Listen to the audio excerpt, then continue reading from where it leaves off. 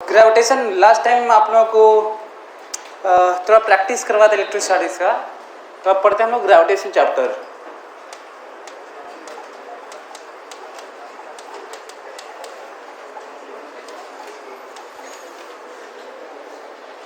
Gravitation 11th के course में रख दिए हैं, लेकिन रखना चाहिए 12th के, क्योंकि इतना ज़्यादा सिमिलर है इलेक्ट्रोस्टैटिक्स से कि इलेक्ट्रोस्टैटिक्स के आधे पार्ट को, जो आधा फिनोमेना है, कहे तो बिल्कुल एक एक चीज़ सिमिलर, फार्मूला, क्वेश्चंस, वेरिएशंस सब कुछ सेम मिलेगा आपको। तो यदि इलेक्ट्रोस्टैटिक्स इतना टाइम देके आदमी कोई पढ़ रहा है तो ग्रेविटेशन को बस रिलेट कर देना चाहिए, उसी से काम हो जाना चाहिए, क्योंकि इतना ज़्यादा रिलेटेबल है कि बल्कि रिलेटेबल की जगह मैं ये कहूँ कि सेम है तो बल्कि ज़्यादा सही होगा, पर आधा पार्ट सेम है। आधा पार्ट क्यों बोल रहा हूँ? क्योंकि वहाँ पे प्लस प्लस के बीच में रिपल्सन होता है और माइनस माइनस के बीच में रिपल्सन होता है और प्लस माइनस के बीच में अट्रैक्शन होता है। तो जो प्लस माइनस वाला जो केस है ना, ठीक है, जो अच्छा दे दो, वही प्लस माइनस वाला जो केस है वही सारी चीज़ें हैं, चाहे उसका एनर्जी का हो, पोटेंशियल का हो, फोर्स का हो, ग्राफ हो, सारा चीज़ सेम होगा। तो ग्रेविटेशन को कैसे डिफाइन करेंगे? ग्रेविटी इज अ क्वांटिटी और प्रॉपर्टी है? Property. And what is quantity in this chapter? What are quantities? Quantities कौन से हैं इसमें? यदि इसको ग्रेविटी को यदि हम लोग प्रॉपर्टी कहते हैं तो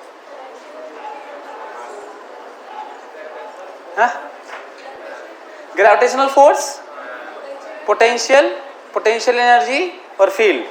तो जो चीज़ें आप लोग पढ़ते हैं वो सारा चीज़ इलेक्ट्रोस्टैटिक्स वाले में उसी तरह की सारी चीज़ें आने वाली हैं। यदि अच्छा, मैं हिस्ट्री इसलिए नहीं बताने जा रहा हूँ कि ये सब चीज़ें ज़्यादा आएंगी, हो सकता है आएंगी पर बहुत कम आएंगी, रेयरली, कुछ शायद अभी तक एक दो आया होगा, नहीं तो शायद वो भी ना आया हो। लेकिन जब आप साइंस पढ़ रहे होते हैं तो आपको जानना बहुत ज़रूरी है इंटरेस्ट के लिए, देखिए, ताकि आपको ये पता चले कि किस तरीके से लोग यहाँ तक पहुँचे हैं, टेक्नोलॉजी और साइंस का एडवांसमेंट यहाँ तक कैसे हुआ। यदि आप ये नहीं जानेंगे तो इंटरेस्ट ही नहीं पैदा हो पाता। कई बार आप लोगों की शिकायत होती है कि फिजिक्स अच्छा नहीं लगता, चाहे ये चैप्टर कमज़ोर है। रीज़न यही है, आपका इंटरेस्ट होगा ना, तभी आप प्रैक्टिस कर पाएंगे, हार्ड वर्क करेंगे, नहीं तो बिना मन के आप नहीं कर पाते। तो यदि मैं शुरुआत करूं कि स्टार्ट कहाँ से हुआ था, तो मैं ये कहूँगा कि बहुत पहले लोग चीज़ों को गिरता हुआ तो देखते ही थे, या ऊपर फेंकते थे तो भी चीज़ें नीचे आती थी, या फिर छोड़ देते तो नीचे आती थी। लोग उछलते थे, कूदते थे तो नीचे, कहीं स्लिप करते थे छत से तो भी नीचे। तो चीज़ें देखते तो थे कि नीचे गिर रही हैं, लेकिन सोचे नहीं कभी कि क्यों गिर रही हैं, या सोचे भी होंगे तो कुछ कहे भी होंगे, सोचे भी होंगे तो बहुत सारे लोगों के नाम नहीं आ पाए। और ये इस तरह की बातें हम लोग आज के दिन वही बात कर पाते हैं जो डॉक्यूमेंटेड हैं, या जिनके थ्योरी को, चाहे जिनके सोच को, जिनके लॉजिक्स को, जिनके स्टेटमेंट्स को लोग सुनते हुए श्रुति फॉर्म में, मतलब सुन के आगे बढ़ाते रहे। जब पत्र वत्र वाला नहीं आता था, लंबा सा लिखते थे उस पर, पत्र पे संदेश और ये सब, या फिर बाद में धीरे धीरे चीज़ें इवॉल्व होते हुए आज कॉपी, रजिस्टर और पेज सब हो गए, तो लोग लिखने लगे। अब तो हार्ड डिस्क में स्टोर कर ले रहे हैं, अब तो इसकी भी ज़रूरत नहीं है, अब तो बहुत पहले का भी निकाल लेंगे, है ना। और भी डॉक्यूमेंटेशन का और भी लेवल हो गया, हाई हो गया। तो अच्छा, मैं इसलिए बोल रहा हूँ क्योंकि रियली में सभी लोगों का ये मानना है कि बहुत पहले के लोग सोचे होंगे, लेकिन उनकी चीज़ें सामने नहीं आ पाई, उनको दबा दी गई, चाहे उनको मार दिया गया। इतिहास तो ऐसा ही है। तो मैं वो चीज़ बताने जा रहा हूँ जो डॉक्यूमेंटेड है, चाहे जिनकी बातें आ चुकी हैं। लोग पहले बिफोर क्राइस्ट, जहाँ से कैलेंडर, इंग्लिश कैलेंडर शुरू हुआ, उससे पहले भी लोग रहे होंगे, देखे होंगे, कहे होंगे, टॉलमी एक बड़ा नाम आता है, उनसे भी बहुत सारे लोग पहले रहे होंगे। तो ये टॉलमी का एक अपना ग्रुप था जो मानते थे जियोसेंट्रिक थ्योरी, मतलब मानते थे कि पूरे ब्रह्मांड का अर्थ ही सेंटर है और बाकी सारी चीज़ें घूम रही हैं ना। बाद में बहुत सारे ग्रुप आए, Copernicus, Tycho Brahe, Galileo, Newton, Einstein, Stephen Hawking जो अभी कुछ दिन पहले गए, और फिर अब बहुत सारे लोग हैं जिनको आप लोग नहीं जानते हैं। तो यदि मैं उनकी बात करूं कि वो फोटो आप शुरू में जो देख रहे थे वो वही वाला था, टॉलमी। एडी मतलब समझते हैं?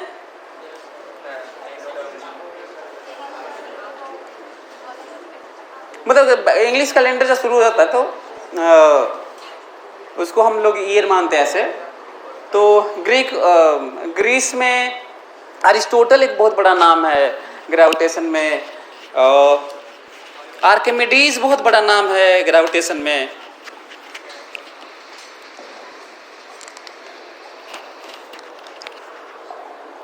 टॉलमी का थ्योरी था बिलीव इन जियोसेंट्रिज्म। तो ये मानते थे कि अर्थ सेंटर है पूरे ब्रह्मांड का और बाकी सारी चीजें घूम रही है। बाद में हीलियोसेंट्रिक थ्योरी आया जिसमें कोपरनिकस आते हैं, टाइको ब्राहे आते हैं, गैलीलियो, न्यूटन, आइंस्टाइन, ये लोग। इनका एरा याद करने की ज़रूरत नहीं है, मैं तो ऐसे ही बता दिया था कि आप समझिए कितने पहले की ये सब बातें हैं, ताकि आपको ये आइडिया लगे कितना लंबा दौर रहा है इन लोगों का। आर्किमिडीज, अरिस्टोटल ऐसे थे जिनसे पूछा गया था कि चीज़ें, कोई चीज़ फेंकते हैं तो 8 साल की उम्र थी उनकी, जब कोई चीज़ फेंकते हैं तो इधर क्यों आ जाती है, चाहे छोड़ते हैं तो उधर क्यों चली जाती है, हम उछलते हैं तो फिर क्यों नीचे चले आते हैं। तो इमेजिन करिए कि 8 साल का बच्चा क्या सोच के आंसर दिया होगा। हाँ, क्या चीज़? 8 साल के बच्चे से पूछा गया था। हाँ, 8 साल का बच्चा चीज़ें थोड़ा बहुत सोच के बोलने लगता है। मतलब ऐसा तो नहीं है ना कि 3 साल के बच्चे से पूछा जा रहा है, 1.5 साल के बच्चे से नहीं, 8 साल ठीक है एज। तो उनसे पूछा गया था कि चीज़ें, कोई चीज़ फेंकते हैं तो क्यों वापस चली जाती है। तो उसका अपना ऑब्जर्वेशन था कि जब भी पापा घर से जाते हैं बाहर तो फिर शाम को चले जाते हैं, मम्मी जाती है कभी घर से बाहर, हम लोग भी जाते हैं। मतलब उसका ऑब्जर्वेशन था कि कोई भी चीज़ें घर में जो लोग हैं, लोग से ही वो सीख रहा था ना। वह भी नॉन लिविंग बीइंग से बहुत ज़्यादा नहीं सीख रहा था, वो सिखाने वाले लोग तो लिविंग बीइंग में ही थे। यदि कुछ पेट पालतू उनके कुत्ते भी होंगे तो वो भी बाहर जाते हैं फिर चले आते हैं सब। तो उसका ऑब्जर्वेशन यही था कि चीज़ें जाती हैं चली जाती हैं। तो वो यूनिवर्सल बना दिया, उसको जनरलाइज कर दिया कि दुनिया के सारी चीज़ों का घर पृथ्वी है। मतलब जितने भी चीज़ें हैं उनका घर पृथ्वी है। तो जब उनको आप भगाते हैं या दूर लेके जाते हैं और फिर उनको मौका मिलता है तो फिर लौट के अपने घर चले आते हैं। तो ये उनका जवाब था।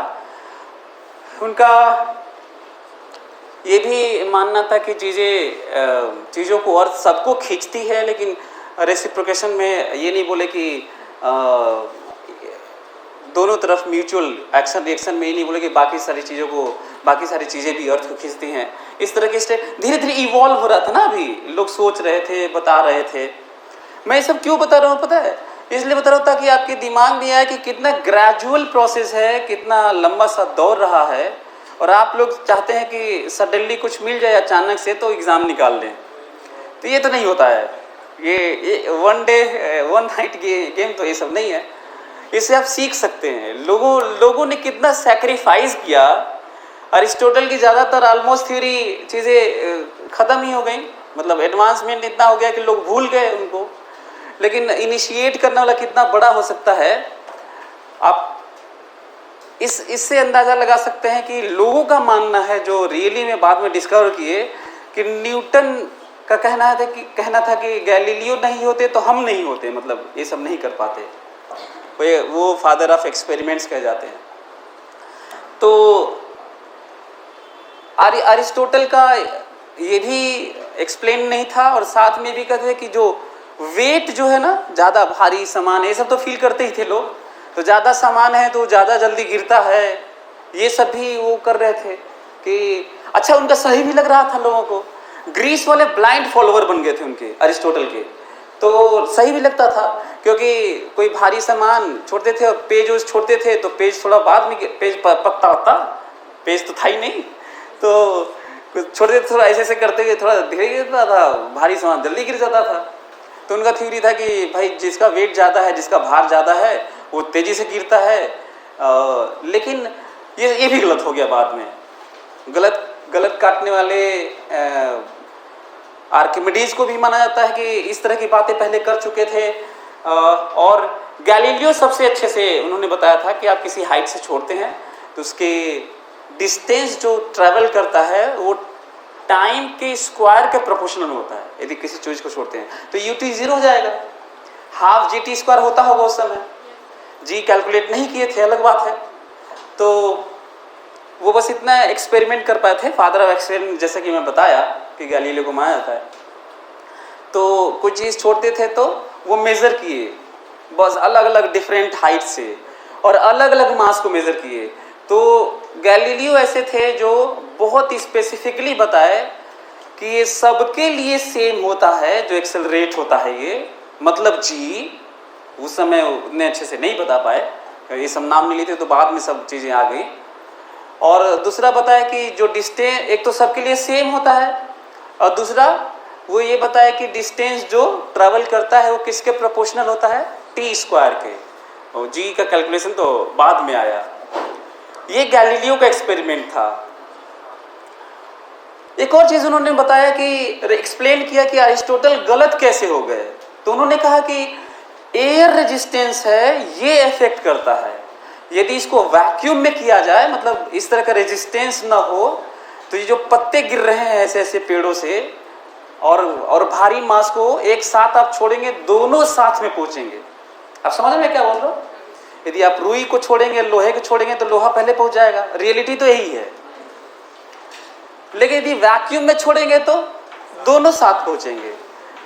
यहाँ पे लोहा जल्दी पहुंचने का रीजन ये नहीं है कि उसका, ये नहीं है कि उस पे वैक्यूम में या फिर अर्थ फोर्स ऐसा लगाती है कि उसका एक्सेलरेशन ज़्यादा हो जाता है। वो तो लगाती ऐसा है कि दोनों का एक्सेलरेशन सेम होना चाहिए। और ये भी सही है कि ज़्यादा मास पे ज़्यादा फोर्स लगता है, लेकिन बाद में तो इन्वेंशन हुआ कि बाई मास भी करना होता है। mg/m करेंगे, जी हो जाएगा। तो जियोसेंट्रिक से हीलियोसेंट्रिक आया। कॉपरनिकस ऐसे थे जो ये थ्योरी दिए थे हीलियोसेंट्रिक कि अर्थ रेस्ट में नहीं है बल्कि सन रेस्ट में है। इनकी थ्योरी थी heliocentric. Helio stands for what? Sun, और जियो मतलब अर्थ।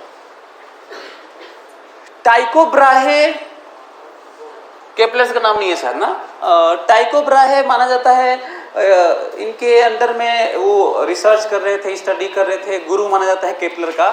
तो ये दिन भर रात भर अपना जीवन खपा दिए तारों के कलर को देख के, एंगल पूरा मिट्टी उट्टी लगा के, सीख लगा के, सीख जानते हैं, डंडा उंडा लगा के, कि 8 बजे यहाँ पे है, सुबह उठा तो वहाँ पे है, तो ये एंगल मेजर वेजर करके पूरा एक रजिस्टर भर डाले, और थ्योरी कुछ भी नहीं दे पाए बेचारे। और जिस समय वो ये सब चीज़ें कर रहे थे, टाइम लिख रहे थे, और कलर के साथ में कितना उनका कीन ऑब्जर्वेशन और कंसंट्रेशन रहा होगा, कितने अनलिमिटेड स्टार्स में वो पहचानते थे कि ये वाला तारा अभी यहाँ पे है, सुबह में वहाँ पे हो गया। दिन रात पूरा वहीं खपा दिए वो छत पे ही, और थीटा उटा लिखते हुए। माना ये जाता है कि ग्रेविटेशन, आप सोचिए कि न्यूटन बाद में आए हैं, जो लॉज आए हैं बाद में, केपलर्स केवल उनके रजिस्टर के टाइमिंग को देखकर, और ब्लाइंड मतलब फेथ था, आप समझ सकते हैं अपने गुरु में कि वो जो किए हैं वो सब सही है। आप लोगों को तो होता नहीं वैसे अपने गुरु में, तो कि जो हम लोग कर रहे हैं वो सही नहीं है, हम जो मानते हैं वाला सही है। तो कहा जाता, जिस समय टाइको ब्राहे ये काम कर रहे थे, थीटा लिख रहे थे, टाइम लिख रहे थे, एंगल मेजर कर रहे थे, पूरा रजिस्टर भर दिए थे टाइम लिख कर कि अभी स्टार ऐसे है, और अब स्टार सुबह 3 बजे ऐसे 6 बजे करीब में, अब दिन में तो गायब हो जाते हैं, तो रात भर ऐसे लिख लिख के हजारों तारों का पहचान के सब लिखे। और जो प्लैनेट से जो चमकते हैं, शुक्र और पता नहीं क्या क्या, साटन है सब, तो शनि, और तो उसको ज़्यादा जो करीब वाले हैं उनको ज़्यादा देख पाए, हालांकि वो प्लैनेट से जैसे उनको वो भी चमकते हैं। तो वो लिख के मून का, तो ये लिख लिख के जब चले गए वो, जब वो कर रहे थे तो दुनिया उनको पागल समझ रही थी कि ये पागल है, पगला गया है, इसे इलाज की ज़रूरत है। टाइको ब्राहे को ऐसे ही माना गया। और फिर जब केपलर उनका रजिस्टर लेके वो जब काम करने लगे तो फिर उनको भी पागल ही कहा गया। और केपलर्स 3 लॉ दिए, उसमें कोई अप्रोक्सीमेशन नहीं है, कोई भी करेक्शन नहीं है, और तीनों लॉज बाद में प्रूव हुए। लॉ तो पहले दे दिए वो, और केवल उन्हीं के टाइम को लेके, टाइको ब्राहे के टाइम को लेके। तो ये डिस्कवरीज कैसी हुई हैं वो सब मैं आपको इसलिए बता रहा हूँ ताकि आप लोगों को ये लगे कि लोग कितना सैक्रिफाइस किए हैं। टाइको ब्राहे का नाम आप लोग शायद ना सुने हो, सुने थे आप लोग? इसलिए नहीं सुने हो क्योंकि काम लायक तो है नहीं। आप लोग सोच रहे हो कि जल्दी से न्यूटन वाली थ्योरी है G(m1m2/r²), क्योंकि हमारे कोर्स में तो वही आना है। ये जो आप लोगों का सेंस है ना, इतना घटिया है कि आप लोगों को कोई हक नहीं है कि आप साइंस पढ़ें, लेकिन फिर भी आप लोग पढ़ रहे हैं। चलिए कोई बात नहीं, आप लोग पैसा दिए हैं तो पढ़ाना भी पड़ेगा हम लोगों को। टाइको ब्राहे केपलर्स का बीच में यहाँ पे केपलर मान लीजिए, 3 लॉज बाद में हम लोग लास्ट में पढ़ेंगे इस चैप्टर का। गैलीलियो का बताया कि किस तरह से गैलीलियो ने अरिस्टोटल की चीज़ों को एक्सप्लेन किया और बताया कि सेम रेट से आते हैं यदि वैक्यूम में छोड़ा जाए। बाद में एक बड़ा नाम आता है न्यूटन का, न्यूटन्स ग्रेविटेशनल लॉ। उन्होंने यूनिवर्स थ्योरी दिया था, डिस्टेंस का, square of distance between the masses. वो G बाद में कैलकुलेट हुआ, M1 M2 भी नहीं, ये सब चीज़ें तो अच्छा। जब आप कोई चीज़ डिस्कवर करते हैं तो उसमें करेक्शन होता है, कुछ और भी प्रोबेबिलिटी होती है। अब जब निकालते हैं तो आपका नाम नहीं आता है लॉ में, लॉ उन्हीं का नाम आता है। मेरी बात समझ रहे मैं क्या बोल रहा हूँ? थ्योरी तो न्यूटन की बस इतनी सी थी कि force between 2 masses is directly proportional to the square, inversely proportional to the square of distance between them. फिर मास उस वाला तो ये सब चीज़ें बाद में, G का कैलकुलेशन बाद में, G का प्रोपोर्शनली एडिशन बाद में, ये सब चीज़ें हुई। तो मैं आपको वो दिखा देता हूँ। ये बड़ा कैसे हो गया यार? तो अच्छा, इनकी न्यूटन के बारे में कहा जाता है कि वो एक पेड़ के नीचे बैठे थे, हाँ, और उनके सिर पे एक ठो सेब गिरा और डिस्कवरी हो गई ना। तो मैं तो शुरू में बता रहा था कि चीज़ें तो पहले से भी गिरती रही, ऐसा नहीं था कि इस तरह से डिस्कवरी हुई थी। ये क्यों हम लोग के पास इस तरह की स्टोरी आई? अच्छा, लोग दिख रहा है ये, हाँ, कुछ अचानक खोज दिख रही है बीच में। एक तो देखिए सेब गिरा, अब पीछे खोज होगी ना।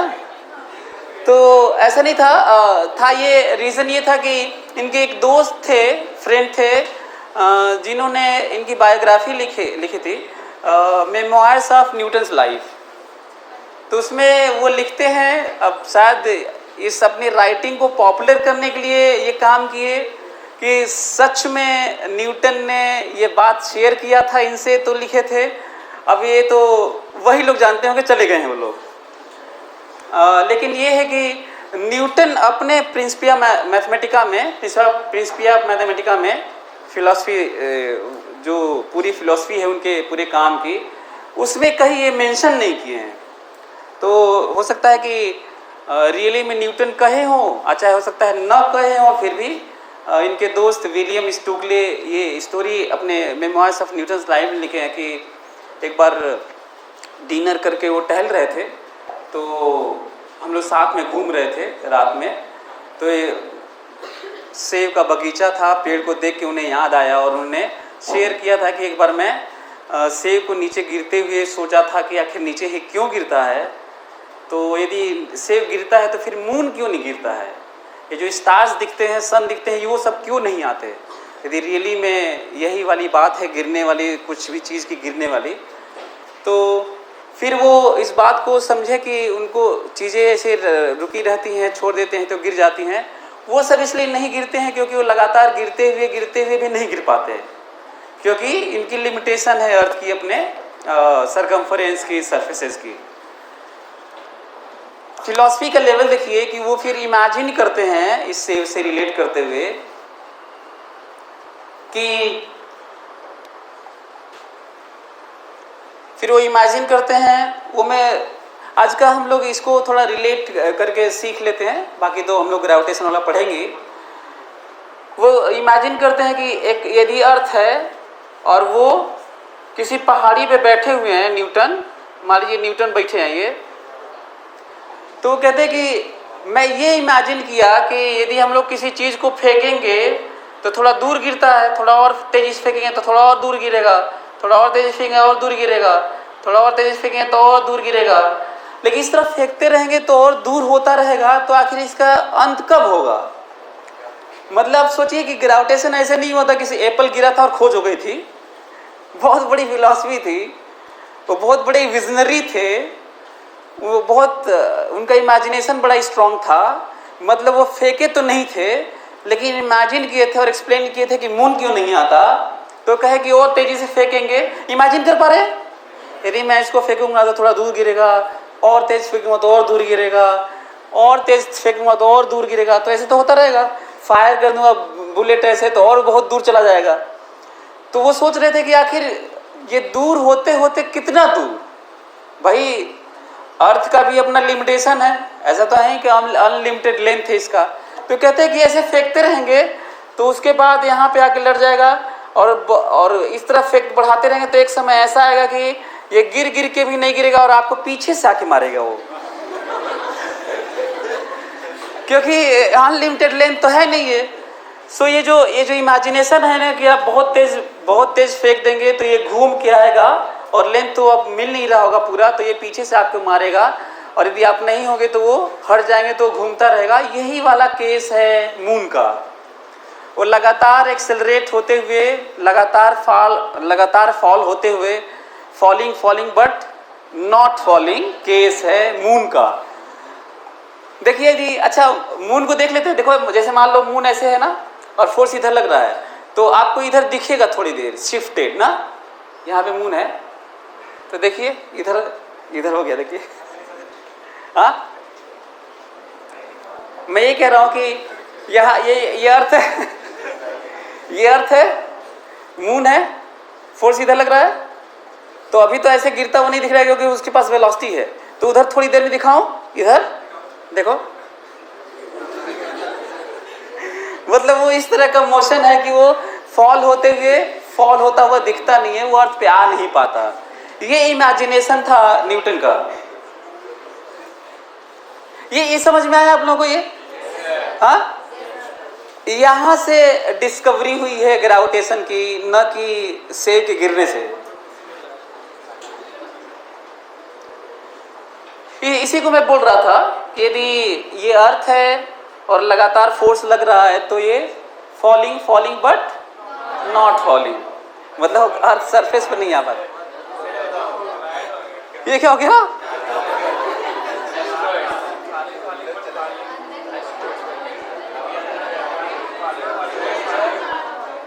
क्या कुछ होने लगा था क्या अभी?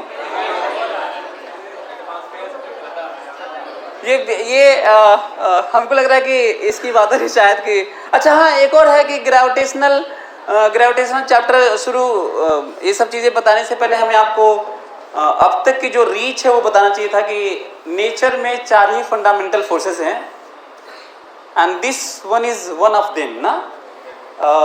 4 में से एक है ये जो वीकेस्ट फोर्स है।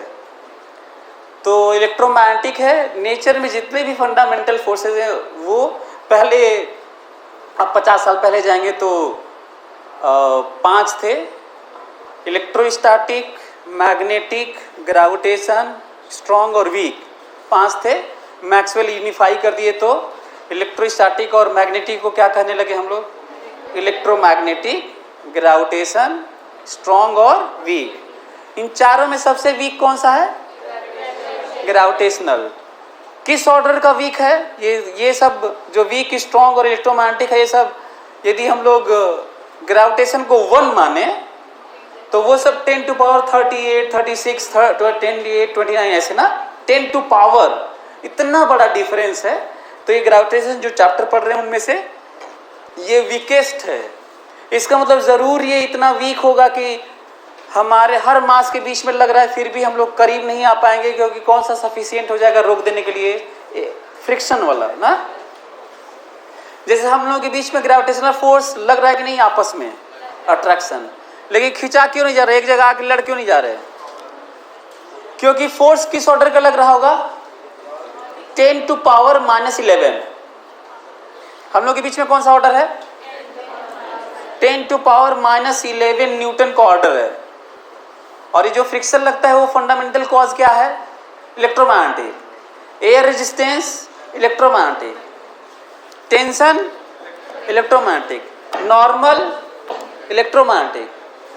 ये जितने भी चीज़ों को देख रहे हो वो सारी चीज़ों को वो चीज़ बनाए रखने के लिए एक ही फंडामेंटल फोर्स इन्वॉल्व है, उसका नाम इलेक्ट्रोमैग्नेटिक।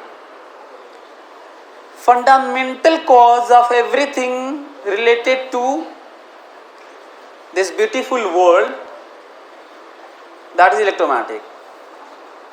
मतलब इस फैन को न गिरने के लिए रोका हुआ टेंशन, कंप्रेशन, स्प्रिंग फोर्स का फंडामेंटल कॉज इलेक्ट्रोमैग्नेटिक।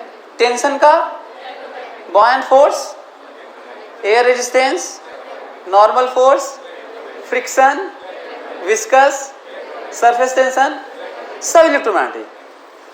अच्छा, इतना जल्दी क्यों बोल रहे हैं इलेक्ट्रोमैग्नेटिक? बोलते रहिए, सही रहता रहेगा। क्यों? क्योंकि मैं बता देता हूँ, 4 ही तो थे। और ग्रेविटेशनल कहाँ पे इफेक्टिव है? बड़े बड़े मास के लिए। कम से कम बड़े मास में कम से कम एक मास को बड़ा होना होगा ना। जैसे अर्थ और मेरे बीच, मेरे लिए अर्थ को कम से कम बड़ा होना होगा, हमारे आपके बीच में कोई फायदा नहीं है ना। सो सेलेस्टियल जो यूनिवर्सल बॉडीज है, स्टार्स के बीच में, प्लैनेट्स के बीच में, natural satellites, galaxies, Galaxy star, star planet, सब बड़े बड़े होने चाहिए। मतलब जी के कारण ऐसा हो रहा है, तो ये वहीं पे इफेक्टिव है। तो इसका मतलब ये इसे यहाँ पे इफेक्टिव तो है नहीं, वो कम मास है, अट्रैक्शन तो होगा नहीं। तो अच्छा, तो ग्रेविटेशन तो कैंसिल हो गया इन सब के लिए, फ्रिक्शन के लिए, इन सब के लिए, कंप्रेशन के लिए, स्प्रिंग के लिए। अब वो मास तो है नहीं अट्रैक्शन। तो वीक और स्ट्रॉन्ग, मतलब अब 4 में से आधा 2। वीक और स्ट्रॉन्ग कहाँ इफेक्टिव है, चाहे कहाँ पे ये इनका रेंज क्या है, कहाँ पे लगते हैं? न्यूक्लियस के अंदर, एटम के न्यूक्लियस के अंदर ये दोनों हैं, वहीं पे effective, short range force type का। अब आप हमको ये बताइए कि जो बात हो रही है टेंशन की, ये न्यूक्लियस की बात तो हो नहीं रही है? और 2 फोर्स कहाँ घुस गए? न्यूक्लियस में। उनकी तो बात ही मत करना, क्योंकि बात मैटर की हो रही है, बात टेंशन, कंप्रेशन, इन सब की हो रही है। तो 2 फोर्स तो न्यूक्लियस के अंदर की बात हो गई, उसको मत नाम लेना। और ग्रेविटेशन पूरे बड़े बड़े मास के लिए हो गया, स्टार्स के लिए, गैलेक्सी और प्लैनेट्स के लिए होगा, तो उसका भी नाम मत लेना। तो जो कुछ भी अब नाम ले सकते हो कोई फोर्स के लिए, तो वो नाम होगा इलेक्ट्रोमैग्नेटिक। समझ में आई? ये देखो, ये सन है, ये सोलर सिस्टम को मैं दिखा रहा हूं। साथ में इनके अपने नेचुरल सैटेलाइट्स हैं। सन के अबाउट अर्थ घूमते हुए भी उसके अबाउट एक और मून घूम रहा है। रियली में ऐसा ही मोशन होता है। यदि आप लोगों को इमेजिन थोड़ा कम हुआ होगा कभी सोलर सिस्टम के बारे में, तो आप इससे अंदाज़ा लगा सकते हैं कि यूनिवर्स में जो स्टार सिस्टम है वो कैसे होते हैं। एक और चीज़ है यहाँ पे, लोग एक चीज़ है रूमर टाइप का, रूमर नहीं कहूँगा, पता नहीं, हो सकता है कि ये सही भी हो, जो वैदिक साइंस है यहाँ का, उसमें बहुत बड़े बड़े नाम है। महर्षि कणाद, ब्राह्मीर, ब्रह्मगुप्त, भास्कराचार्य, आर्यभट्टा, नाम सुना है? तो लोग ये बात करते हैं कि खोज तो भास्कराचार्य ने किया था, आर्यभट्ट ने किया था, न्यूटन का नाम नहीं होना चाहिए, ऐसा था? सुने? मैं ये नहीं कर रहा हूँ, किसी को खारिज नहीं कर रहा हूँ, पर ये तो एक्सेप्ट करना पड़ेगा कि यदि रियली में हम लोग इतना रिच था, इतना साइंस इतना अच्छा था इन लोगों से कहीं ज़्यादा, तो मान भी लेते हैं अच्छा था, तो फिर और अच्छा होना चाहिए था, तो हमारी गलती तो थी ना। और वैसे भी ये गुरुत्वाकर्षण वाली बात कह के बहुत सारी चीज़ें नहीं आ पाई। जियोसेंट्रिक में बहुत सारे लोग बिलीव करते रहे, वैसे ही शून्य को पॉइंट की तरह लगाते रहे, माना गया कि फिर उसी को शून्य माना गया फिर ना। तो कण को कह के लोग कह दिए कि एटम के बारे में तो महर्षि कणाद ने बोला था, वही बताए थे, एक्सप्लेन किया था। तो फिर एडवांसमेंट के नाम पे और फर्दर चीज़ें होनी चाहिए थी, नहीं हो पाई। तो कहा जाता है कि ग्रेविटेशन की खोज किसने किया था? भास्कराचार्य ने किया था। और कुछ लोगों का मानना है कि आर्यभट्ट ने पहले बहुत कुछ बता दिया था, उसी को एक्सप्लेन किए हैं भास्कराचार्य सूर्य सिद्धांत में। और भास्कराचार्य, अच्छा लीलावती नाम सुना है? लीलावती रटे होगे तुम लोग ये हिंदी में यार, कि लीलावती किसने लिखा है? नहीं रटे हैं आप लोग? लीलावती भास्कराचार्य के बेटी का नाम था, और उनकी बेटी ने बहुत सारे क्वेश्चन रेज किए थे। उसको एक्सप्लेन करने के लिए उन्होंने, मतलब उनका जो उत्तर था उस तरह के कलेक्शन से लीलावती एक बड़ी सी किताब ऐसे बनी, और फिर वो उसी में ये सारी चीज़ें मेंशन है, सूर्य सिद्धांत और एक्सप्लेनेशन इन सब का, कि गुरुत्वाकर्षण वाला पार्ट की अर्थ सारी चीज़ों को खींचती है। तो मैं अब बस हम लोग की हिस्ट्री में तो इतना ही तक है कि यही बस कहने के लिए हम लोग के पास है कि हमारी ही खोज थी शुरू में, तो बाद में कुछ नहीं हुआ है ना। तो आप ऐसे कहीं पे नाम के लिए याद रख सकते हैं कि आर्यभट्ट ने इन्फ्लुएंस किया था बाकी सबको, भास्कराचार्य को किया, वो लिखे भास्कराचार्य 1 भास्कराचार्य 2, लेकिन आर्यभट्ट ने पहले इसको बताया था और भास्कराचार्य ने और डिटेल में एक्सप्लेन किया था इसको। अच्छा, जिसको हम लोग मानते हैं ना कि ड्यूल स्टार सिस्टम, हालांकि यदि हम लोग केवल अर्थ और मून को भी माने तो रियली में ऐसा मोशन होता है।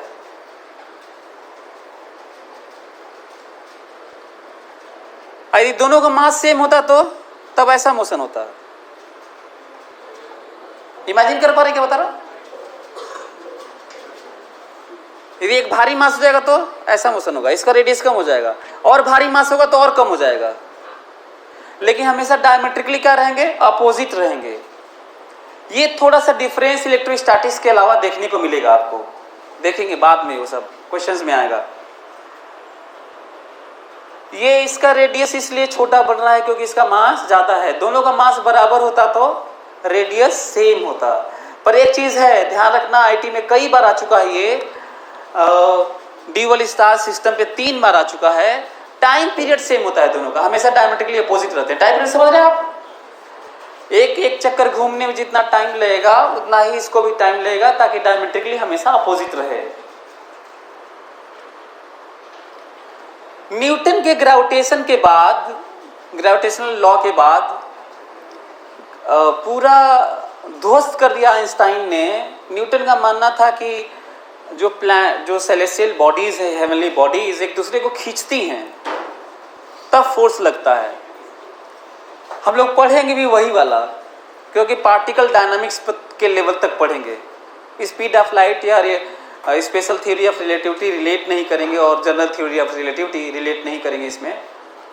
तो आइंस्टाइन आए तो उन्होंने पूरे न्यूटन की थ्योरी को खारिज करते हुए कहा कि ऐसा कुछ नहीं होता कि 2 मास 2 प्लैनेट स्टार एक दूसरे को खींचते हैं, बल्कि वो स्पेस टाइम कर्व बना देते, स्पेस को कर्व बना देते हैं, कटोरा की तरह हो जाता है, और कटोरा में कोई चीज़ ऐसे फेंक देंगे तो ऐसे घूमने लगेगा।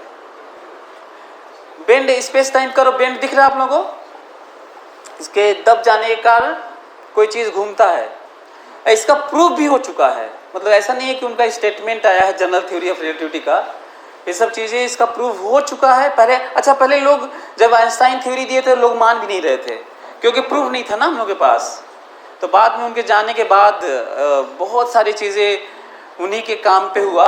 सो इनका आइंस्टाइन का जनरल थ्योरी ऑफ रिलेटिविटी क्या है?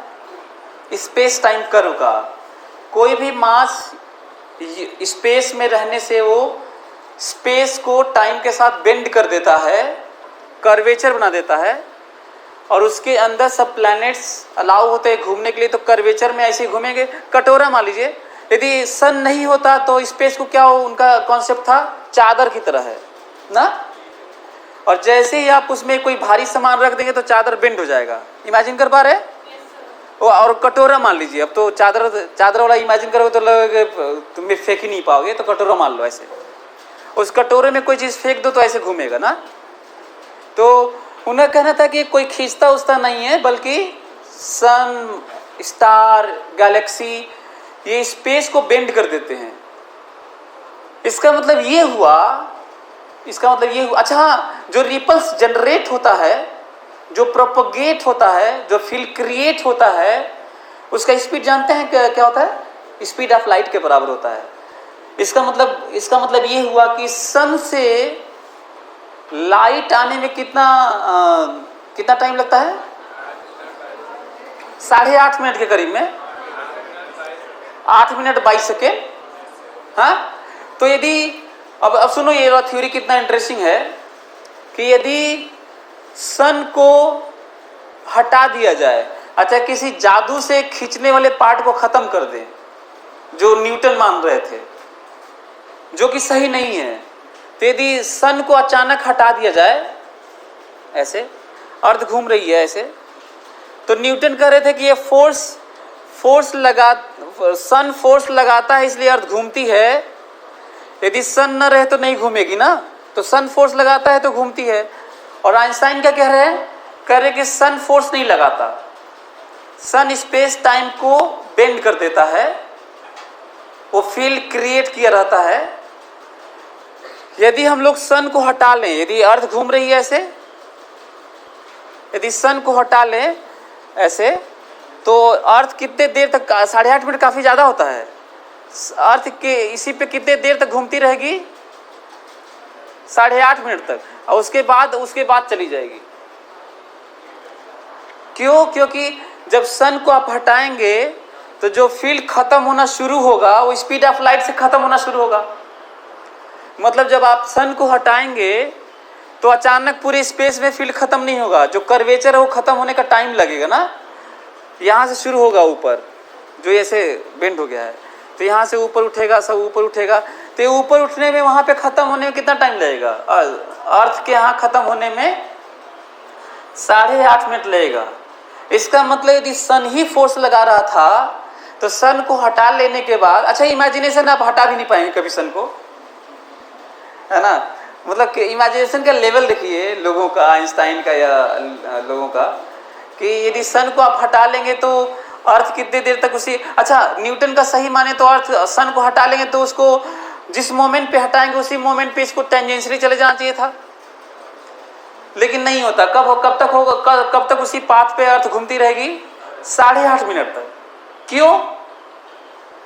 क्योंकि अर्थ जहां है वहां पे सन के फील्ड खत्म होने का टाइम लगेगा। किस रेट से खत्म होना शुरू होता है? रेट क्या होता है? Speed of light. कुछ कठिन थ्योरी हो गई लग रहा है आप लोग की।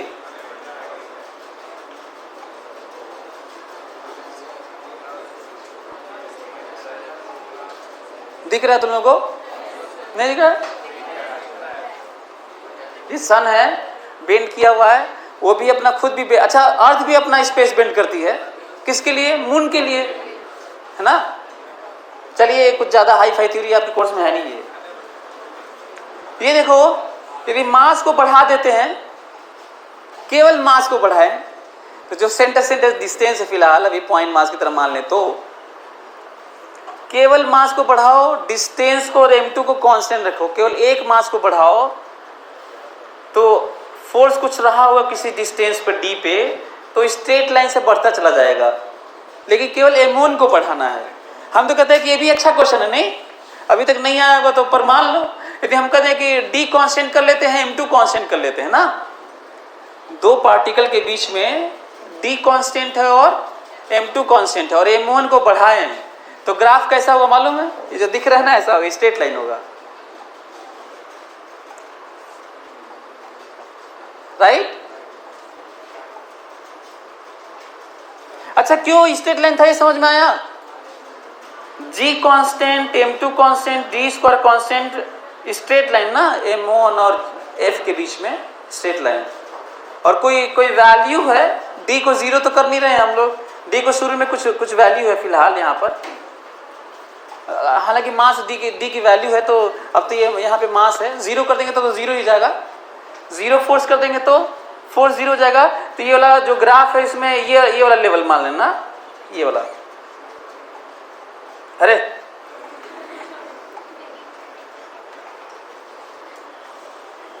वही प्रोपोर्शनलिटी जो ग्रेविटेशनल लॉ है। अच्छा यहाँ पे जो दिखा रहा है ना, ब्लिंक करता हुआ, यहाँ भी दिख रहा है ना।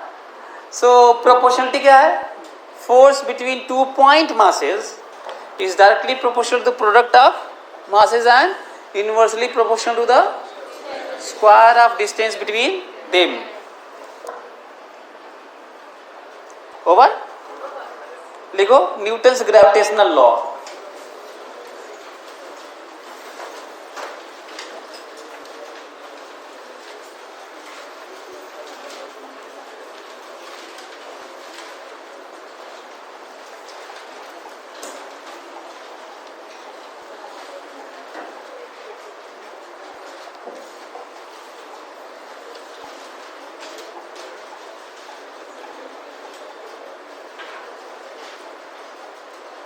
लिखो Newton's gravitational law.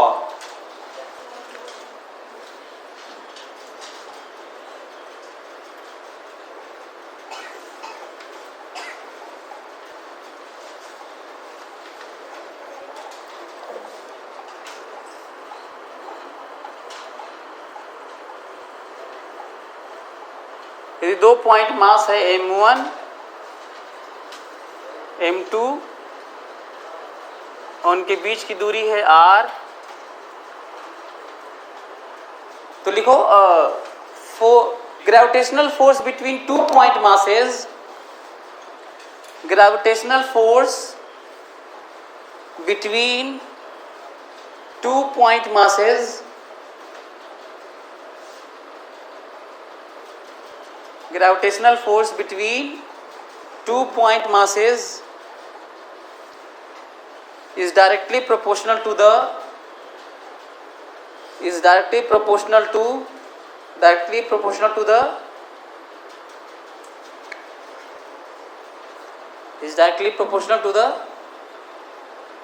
product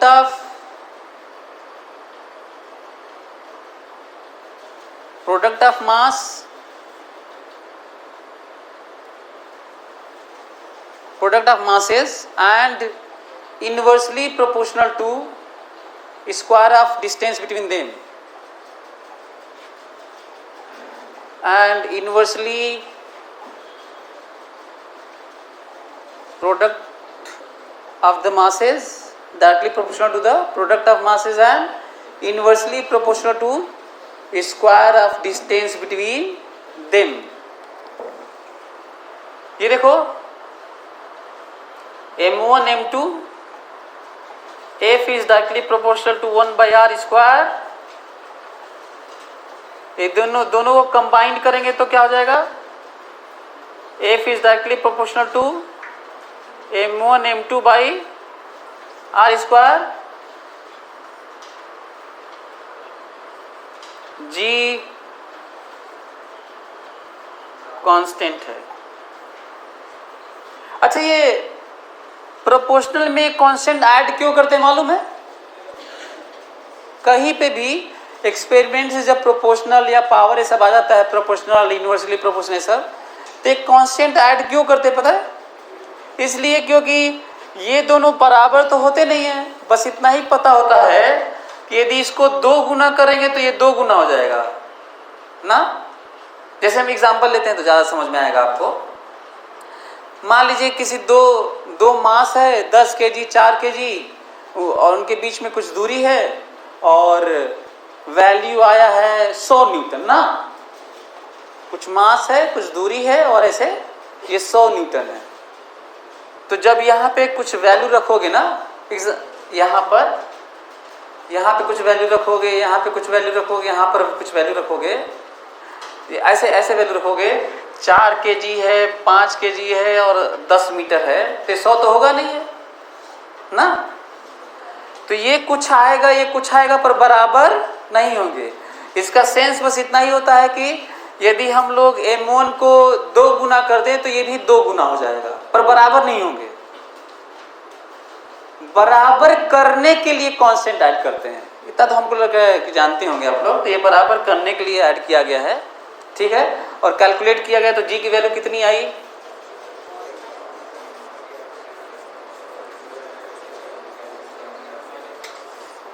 unit कैसे लिखते हैं आप लोग पता है? g की वैल्यू होगी, ये तो न्यूटन मीटर स्क्वायर पर केजी स्क्वायर ना, ऐसे ऐसे सोच के लिखते हैं ना। तो इसको क्या लिखेंगे, न्यूटन मीटर स्क्वायर पर केजी स्क्वायर, ऐसे वैल्यू जी की वैल्यू। अच्छा, हम लोगों के बीच में मैं 10 टू पावर -11 का ऑर्डर क्यों बता रहा था, इसी के लिए बता रहा था। ये जो वैल्यू है, मैं जो कह रहा था कि हम लोगों के बीच में यही वाला फोर्स लग रहा है इसी ऑर्डर का, तो इसी के कारण, क्योंकि ये तो इतना कम है कि हम लोग अपना मास डिस्टेंस कुल रखेंगे तो इसी तरह का ऑर्डर आएगा, इसीलिए बोला था कि बहुत कम है। और इलेक्ट्रोस्टैटिक में 9 इंटू 10 टू पावर 9 होता है, यहाँ पे -11 है ऐसे। इसको लोग भले ही प्रोडक्ट ऑफ मास, क्योंकि मास ही दोनों का मास था तो प्रोडक्ट कह दिए, नहीं तो हम लोग ऐसे भी कह सकते थे, जो मैं दिखाया था कि केवल m1 पे आप लोगों को वेरिएशन दिखाया था, तो ऐसे कह सकते हैं f is directly proportional to m1, f is directly proportional to m2, f is directly proportional to 1/r²। तीनों को कंबाइन किया तो आया f is directly proportional to m1 m2/r²। तो फिर वो ऐसे ना, लेकिन प्रोडक्ट इसलिए कर रही हो कि बात हो रही है दोनों के बीच की एक्शन रिएक्शन की, तो सिमेट्री है इसलिए प्रोडक्ट है। नहीं तो सच ये है कि यदि m2 को कांस्टेंट रखें, इसी में m2 को कांस्टेंट रखें और डिस्टेंस को कांस्टेंट रखें, तो मास को 2 गुना करने पे, m1 को 2 गुना पे करने पे फोर्स 2 गुना हो गया। कैसे निकाला जाता है एक्सपेरिमेंट मालूम है? ऐसे ही कहीं भी एक्सपेरिमेंट ऐसे किया जाता है, जितने भी वेरिएबल हो सकते हैं सबको क्या किया जाता है, कांस्टेंट, और केवल एक को बदला जाता है। इतनी डिस्कवरीज सब ऐसे ही हुए हैं, जितने भी फार्मूले आए हैं, सारे वेरिएशन जो पॉसिबल हो सकते हैं उनको क्या किया जाता है, कांस्टेंट, बदला केवल एक को जाता है। पता चला उसको बदलने से कोई प्रभाव नहीं पड़ा तो कहा जाता है इससे इंडिपेंडेंट है। और जब उसको 2 गुना करने पे चीजें 2 गुना हो गई तो क्या कहा गया, डायरेक्टली प्रोपोर्शनल। 2 गुना करने पे 4 गुना हो गया तो कह दिया स्क्वायर। 2 गुना करने पे 1/4 हो गया तो कह दिया inversely proportional to the square between them, distance between them ना।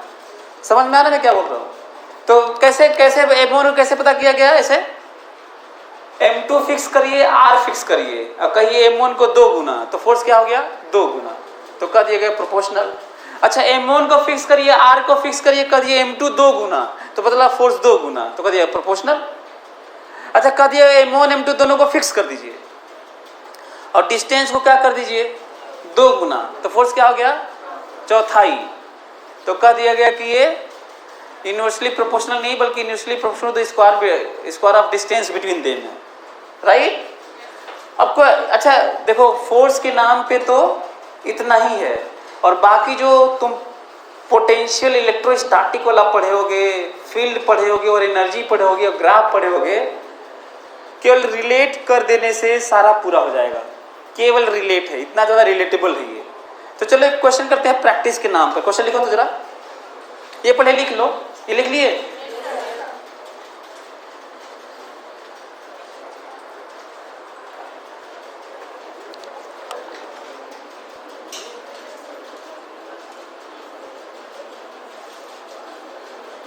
क्वेश्चन लिखो तो,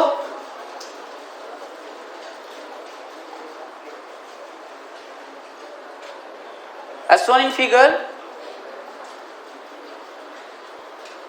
as shown in figure, find gravitational force as shown in figure, find gravitational force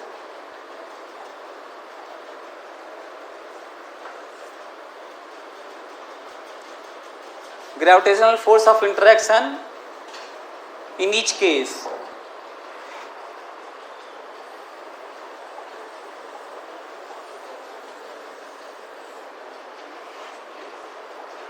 पहला है ये देखो 4.2 kg, 6.8 kg और डिस्टेंस इनके बीच का r है 32 सेंटीमीटर।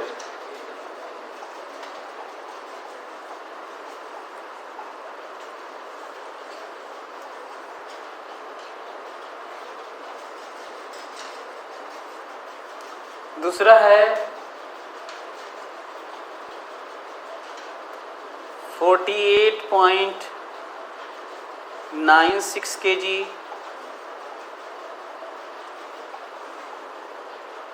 0.3 kg, इनके बीच की दूरी है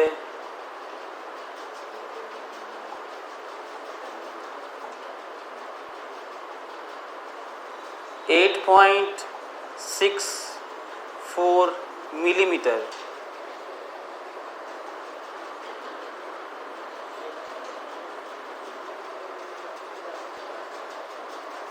सिक्स इंटू 10⁻24 kg,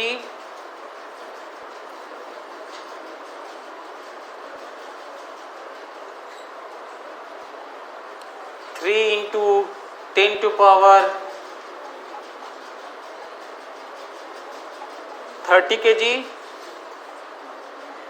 इनके बीच की दूरी है 3 इंटू 10⁸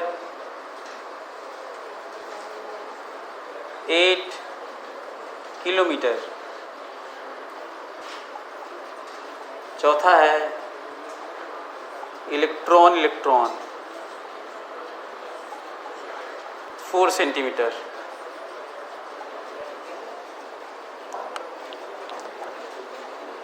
मैं ट्राई किया कि सब तरह की वैल्यू दे दिया। पता है ये मैं दे के केवल तुम लोगों का कैलकुलेशन जिसमें बहुत वीक हो, स्पीड में प्रॉब्लम है तुम लोगों के, वो मैं चेक करना चाहता हूँ। स्पीड के कारण आप लोगों के अटेम्प्ट्स कम हो जाते हैं।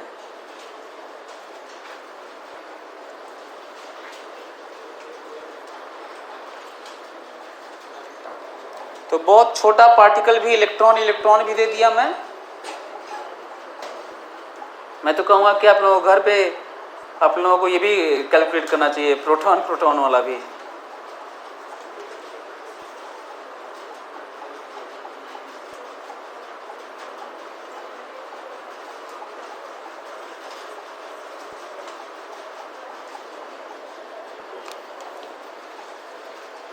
और जो प्रोटॉन का आएगा वैसे ही लगभग न्यूट्रॉन का भी आएगा, क्योंकि लगभग मास सेम होता है, थोड़ा ज़्यादा होता है हल्का सा न्यूट्रॉन का। प्रोटॉन न्यूट्रॉन भी दिया जा सकता है, फर्क नहीं पड़ता। यदि कैलकुलेशन आता है तो आप जल्दी से कर लेंगे। हम लोग को ऑर्डर देखना है ना, 10 का पावर में लगभग क्या वो, और जो ऑप्शंस होते हैं पता है वो 10 के पावर में डिफर कर जाते हैं, बच्चे नहीं कर पाते। तो आप लोगों को ये करना है कि 2 मिनट के अंदर सब अप्रोक्सीमेट कर दो फटाक से। पहला वाला जल्दी से कैलकुलेट करके बताओ।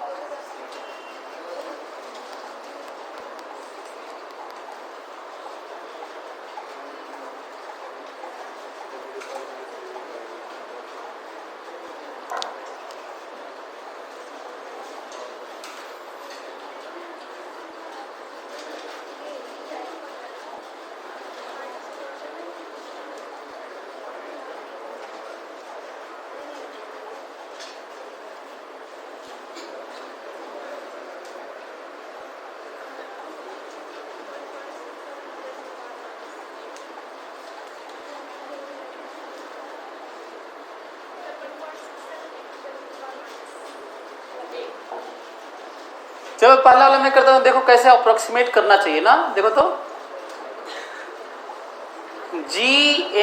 m1 m2 by r square. g की वैल्यू है 6.67 इंटू 10⁻11। m1 की वैल्यू है 4.2 kg, सब kg में लिखना है। m2 की वैल्यू है 6.8 kg और नीचे 32 सेंटीमीटर तो मीटर में लिखना है ना, तो 32 सेंटीमीटर की जगह मीटर में क्या करेंगे 0.32 मीटर ना, ऐसे। अप्रोक्सीमेट कैसे करते हैं वो समझो, ताकि तुम्हारा स्पीड कैलकुलेशन तुम्हारा फास्ट हो जाए। मतलब मैं आपको सिखाने जा रहा हूँ कि आप केमिस्ट्री में भी कैलकुलेट कैसे करेंगे, फिजिक्स में भी कैलकुलेट कैसे करेंगे, वो मैं बताने जा रहा हूँ, तो ध्यान सुनना ना। देखो हमको इसको कैलकुलेशन करना होगा तो मैं ऐसे करूँगा। अच्छा स्क्वायर है ना ये,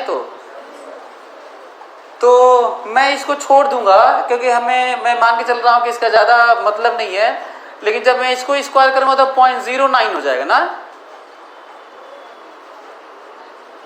0.3 का 0.09, तो फिर मैं इसको भी छोड़ दूंगा, कर दूंगा 0.1। ऐसे मैं इसको तेजी से रिड्यूस कर रहा हूँ। मैं चाहता हूँ कि इसको 4 मान लेते हैं और इसको 7 मान लेते हैं, थोड़ा सा इसको बढ़ा लिया और दोनों को बढ़ा लिया तो इसको हटा ही देते हैं ना, ऐसे।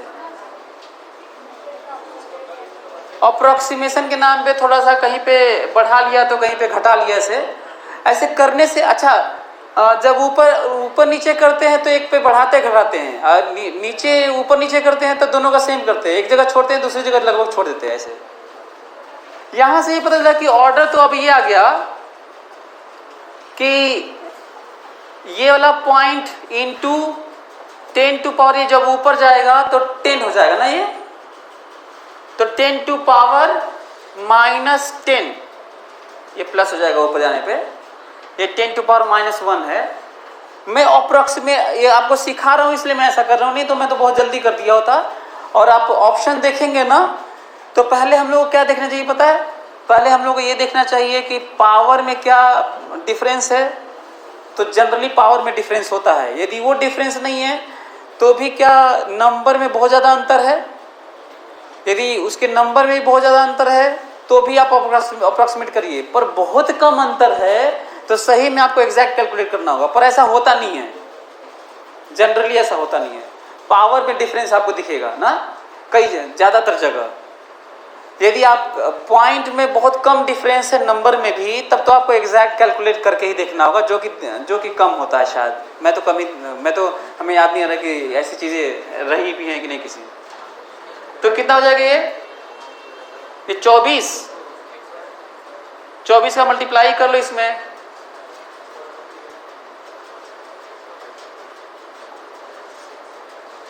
ऐसे ना। वैल्यू ये तो खत्म कर ही लिया था यहाँ पर भी, तो इसको फिर से यदि 1 पॉइंट में, क्योंकि जब 10 टू पावर में लिखते हैं तो एक डिजिट लेफ्ट में रखते हैं बस, तो क्या कर लेंगे 1.68 इंटू 10 टू पावर -8, राइट। समझ में आ रहा है। एक काम करो तो यही अप्रोक्सीमेट करके, मैं यही बोला था कि यहाँ पे थोड़ा बहुत अंतर आता है, बस बड़ा अंतर आ ही नहीं सकता। तो यही अप्रोक्सीमेट करके जल्दी जल्दी 2-3 मिनट के अंदर सब करो, तो केवल अप्रोक्सीमेट करो फटाफट, चलो जल्दी करो और ये सीखो, ये अप्रोक्सीमेशन सीखो। तुम लोग ये वाला चीज़ करते नहीं हो ना, जो तुम सोचते हो कि किसी का इतना अच्छा रैंक क्यों आया है, तो रियली में वो नहीं करता जो तुम करते हो, वो वही करता है जो मैं अभी कर रहा हूँ। तो ये सीखो, बहुत ज़रूरी है। जल्दी से अप्रोक्सीमेट करो तो इसको, ये वाला जल्दी से अप्रोक्सीमेट बताओ इसका।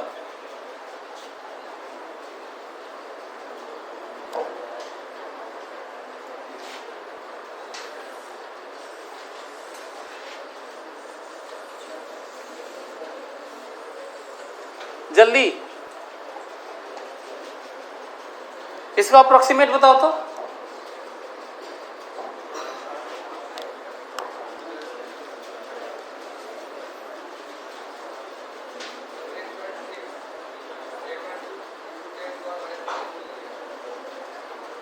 कितना 8.6 इंटू 10 टू पावर -3 न्यूटन। बाकी लोग जल्दी चेक करो तो जल्दी, थोड़ा बहुत आगे पीछे हो जाएगा। बल्कि इतना भी अंतर नहीं आता कि 8 की जगह 2 नहीं होता, पता है आप लोगों को, ये भी नहीं होता है। बहुत होगा तो 8.6 होगा, 8.2 होगा, 7.8 होगा, 9.1 होगा, इतना ही अंतर है जो मैं कर रहा था। 8 की जगह 4 भी नहीं होगा, 2 भी नहीं होगा, इस तरह का डिफरेंस वो मैं बता रहा हूँ कि नहीं होता है यदि आप सही कर रहे हैं तो। क्या हुआ 10 to power -5 -6, तो पता नहीं क्या किया वो होता है 10 to power -3।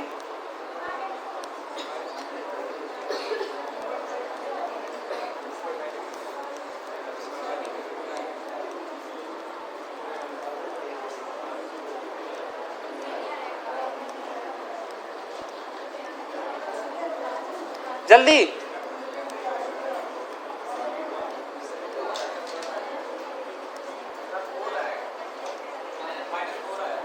-4 और 8.6 ही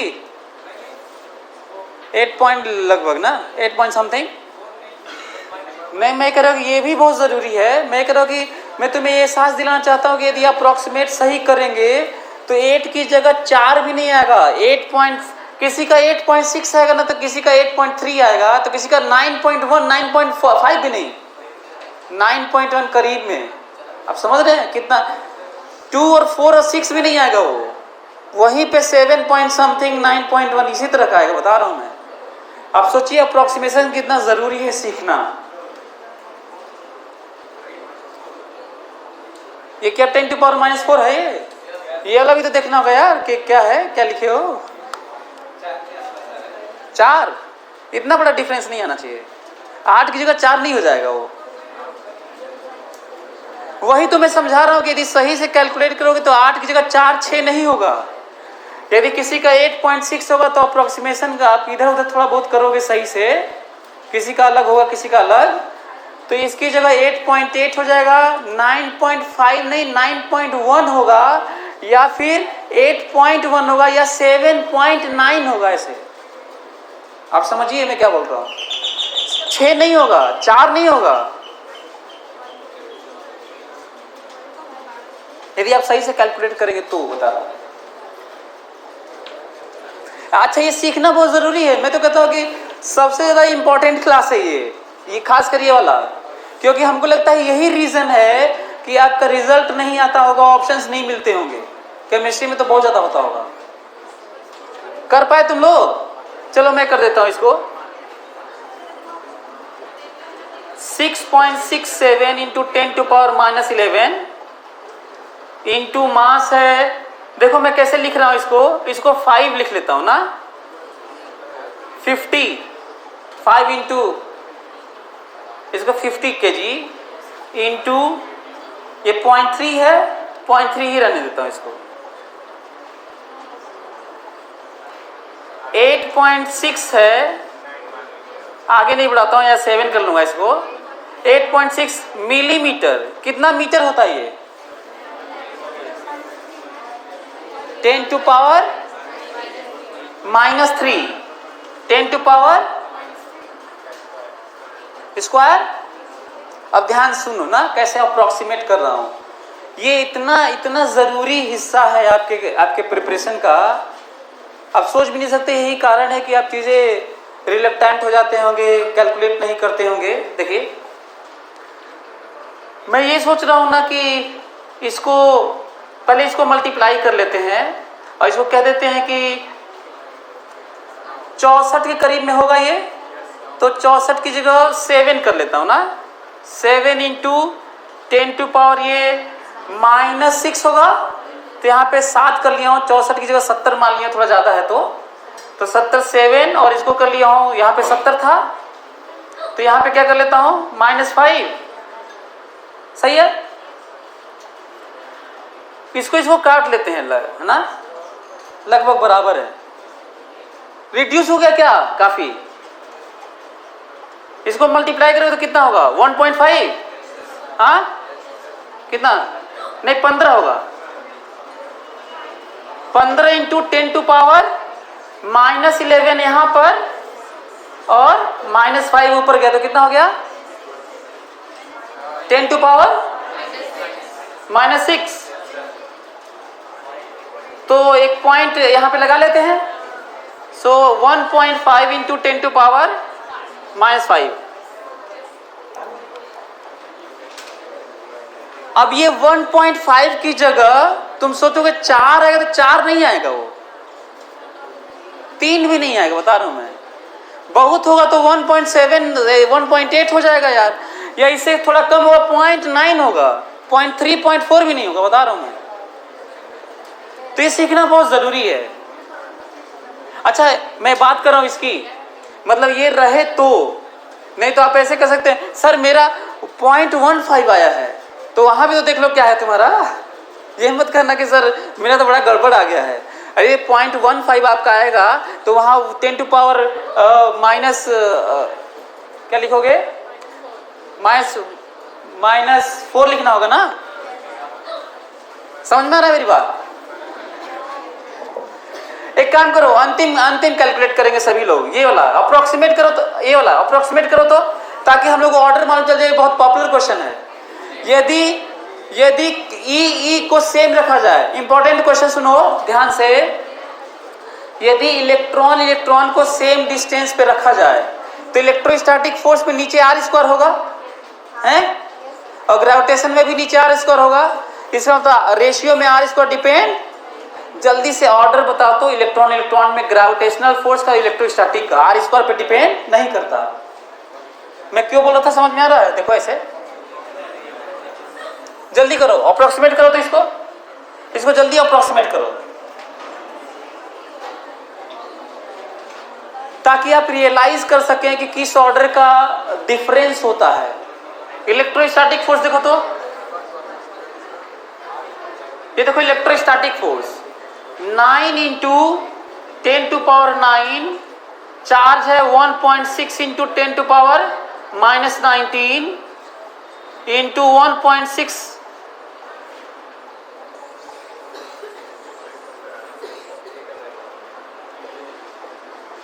into 10 to power -19 divided by r²। r को देखो कैसे r कैंसिल होता है रेशियो में।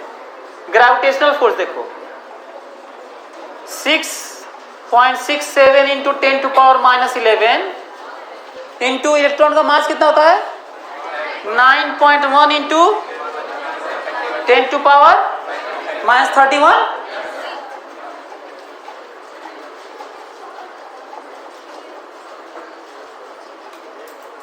Divided by r²। आपको पता है कंपैरिजन क्यों कर पाते हैं हम लोग?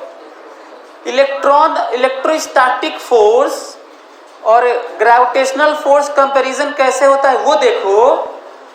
दो इलेक्ट्रॉन के बीच में यदि r दूरी है तो देखो दोनों में जब रेशियो लोगे ना, रेशियो, तो ये r डिपेंड नहीं करता। कई लोगों के दिमाग में आता होगा कि सर r पे डिपेंड करता है, उसका क्या? अरे तो सेम दूरी रख के देखना है ना।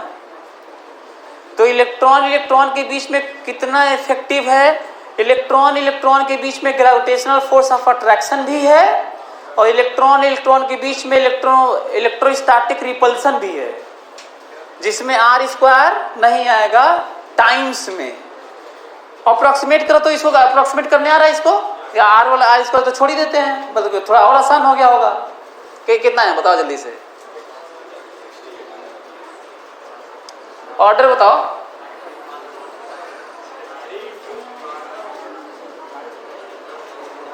ये किस तरह का ऑर्डर हुआ? नीचे r² रहने देते हैं ना, नीचे r² रहने देते हैं, और ये वाला मल्टीप्लाई करेंगे तो कितना होगा बताओ? ये 2.5, हाँ। अच्छा इसको मल्टीप्लाई करेंगे तो कितना होगा? 22। इसके साथ में 10 था ना यहाँ पे, ठीक है, यहाँ पे क्योंकि 22 था तो मैं 2.2 कर दिया, तो इसलिए 22 था। अब जल्दी से बताओ, यहाँ पे 9 है, यहाँ पे तो ये दोनों मिला के कितना होगा, -10। अब -10 और ये कितना हो गया, -29, और एक 10 उसमें जोड़ना पड़ेगा तो माइनस, सही है। अब ये जल्दी से बताओ, ये वाला वैल्यू, ये वाला नीचे r² तो रहेगा ही, ये वाला। अच्छा, ये इसको मल्टीप्लाई कर देते हैं, फिर इसको 80 मान लेते हैं, ये वाला फिर मल्टीप्लाई कर लेते हैं तो कितना हो जाएगा ये। अच्छा, ऐसे मल्टीप्लाई करना चाहिए, देखो ऐसे 8 6 48, तो 4 तो 48 52, तो इसको 52 कर लेते हैं, ऐसे 52 करके और 0 लगा देते हैं ना। ये समझ में आ रहा है मैं क्या कर रहा हूं। मैं कहा कि इसको तो रहने दिया, इसको मल्टीप्लाई किया तो 80 लिख लिया, फिर 80 इसमें मल्टीप्लाई किया तो 80 वाला एक 0 तो है ही, बाकी यहाँ मल्टीप्लाई करके इसको कैरी कर लिया, मल्टीप्लाई करके कैरी कर लिया करो, पर लिखा मत करो इसको ऐसे ना। सो 4 52 ऐसे, तो 52 0 ऐसे, और यहाँ पे बचा कितना वो देखो, -31 -31। अच्छा, ये मिला के कितना हो गया, ये -20। अरे नहीं यार, सब जुड़ेगा ना, तो कितना हो गया ये, -62 और -73।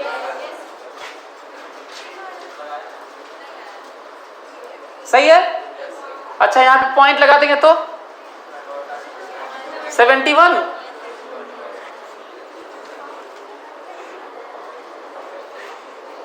ये समझ में आ रहा है। मैं तो कहता हूं कि आप लोगों को ये वाला r² नीचे रखते हुए ये वाला ऑर्डर आप लोगों को याद रहना चाहिए तेजी से। जब कहते ना कि कोई बच्चा बहुत तेजी से इतना स्कोर कैसे करता है, आप लोगों को लगता होगा कि गॉड इक्विवेलेंट टाइप के लगते होंगे सब, इनबॉर्न जीनियस और ऐसे गॉड गिफ्टेड। ये कुछ गॉड गिफ्टेड कुछ होता नहीं है, ये बस अंदर बस यही है कि तुम लोगों का निकम्मापन है, बस तुम लोग कुछ नहीं करते हो, सच्चाई यही है। शकुंतला देवी का नाम सुना है? अभी कुछ दिन पहले गुजरी हैं। अभी धीरेन्द्र शास्त्री का नाम सुना है?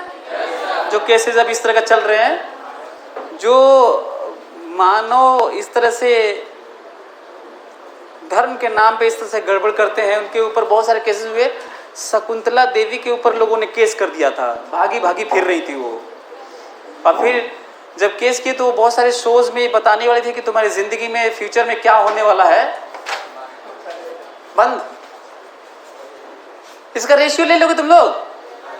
हाँ, तो रेशियो लो तो जरा देखो कितना ऑर्डर है ये। FE/FG का ऑर्डर कितना है बताओ?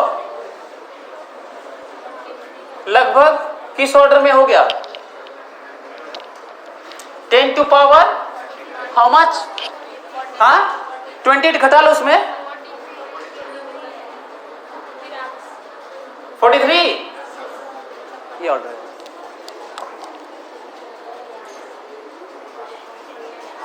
इलेक्ट्रॉन के बीच का ये ऑर्डर है, सही है ना? हाँ, मैं तो कहता हूं कि इसको याद रखो, बल्कि ज्यादा अच्छा है। चलो फिर आगे पढ़ेंगे। Thank you.